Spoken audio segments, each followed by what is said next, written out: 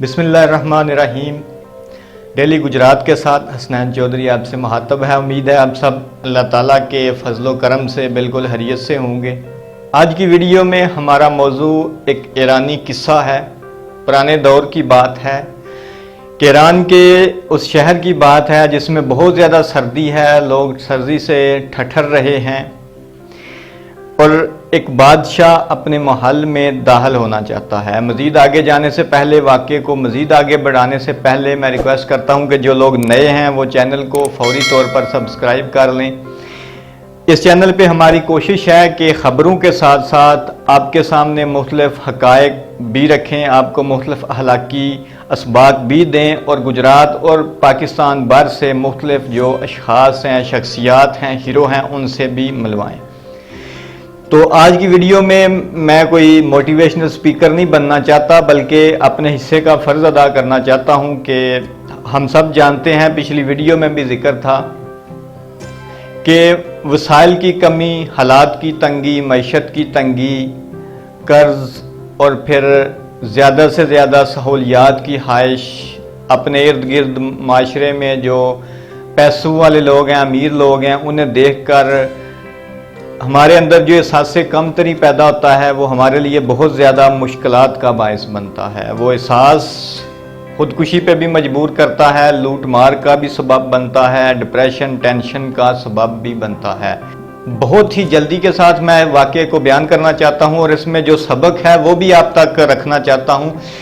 تو واقعہ یہ ہے کہ بادشاہ اپنے محل میں داخل ہونا چاہتا ہے، ٹھنڈ ہے بہت زیادہ، برف باری ہو رہی ہے، دروازے پہ ایک دربان کھڑا ہے جس نے بہت ہی چوکیدار ہے، جس نے بہت ہی باریک پوشاک یا لباس جو ہے وہ پہن رکھا ہے، لیکن سردی ہے۔ سردی میں عموماً ہر جگہ یہی ہوتا ہے کہ گرم لباس پہنا جاتا ہے تاکہ سردی کی شدت سے محفوظ رہا جا سکے۔ تو اس بادشاہ نے جب دیکھا کہ اس کا دربان بہت ہی باریک لباس پہنا ہوا ہے تو اس سے پوچھتا ہے کہ تمہیں ٹھنڈ نہیں لگتی؟ تو اس نے کہا بہت زیادہ ٹھنڈ لگتی ہے۔ بادشاہ نے اس سے وعدہ کیا کہ میں تمہارے لیے گرم پوشاک کا بندوبست کرتا ہوں، اس طرح تو تم مر جاؤ گے۔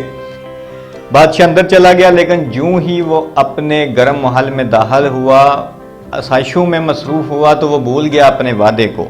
وہ تو اپنے وعدے کو بھول گیا، لیکن وہ غریب آدمی، وہ دربان جو دروازے پہ کھڑا تھا، وہ ساری رات اس گرم پوشاک کا انتظار کرتا رہا۔ جب وہ گرم پوشاک کے انتظار میں مگن ہوا تو اسے ٹھنڈ لگنی محسوس ہوئی، اور اسی ٹھنڈ نے اس کی جان لے لی۔ جب صبح بادشاہ دروازے پہ دوبارہ آیا تو اسی دربان کی لاش پڑی تھی، اور اس نے مرنے سے پہلے نیچے زمین پر لکھا تھا کہ میں کئی سالوں سے اسی باریک پوشاک میں ڈیوٹی کر رہا تھا، مجھے ٹھنڈ نہیں لگتی تھی، لیکن آپ کے اس گرم پوشاک کے وعدے نے میری جان لے لی۔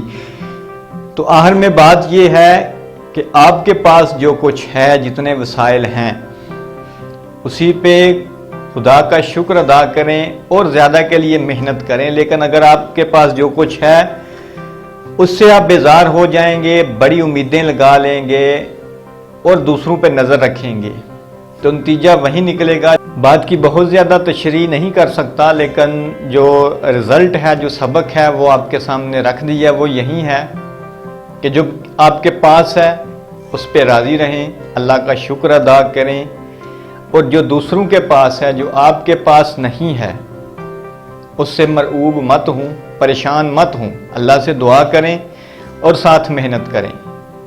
صرف امیدیں باندھ لینے سے اور جو آپ کے پاس ہے اس سے بیزار ہو جانے سے آپ کی زندگی مشکل ہو جائے گی۔ تو خوش رہنے کا، امیر رہنے کا ایک ہی نسخہ ہے کہ توکل کریں، جو آپ کے پاس ہے اس پہ رب کا شکر ادا کریں۔ جھوٹی امیدیں اور جھوٹے وعدے آپ کو، آپ کی زندگی کو اجیرن کر دیں گے، مشکل کر دیں گے۔ اسی کے ساتھ آج کے دن کے لیے اتنا ہی، اجازت چاہتا ہوں، پھر ملاقات ہوگی، اجازت دیجیے، خدا حافظ۔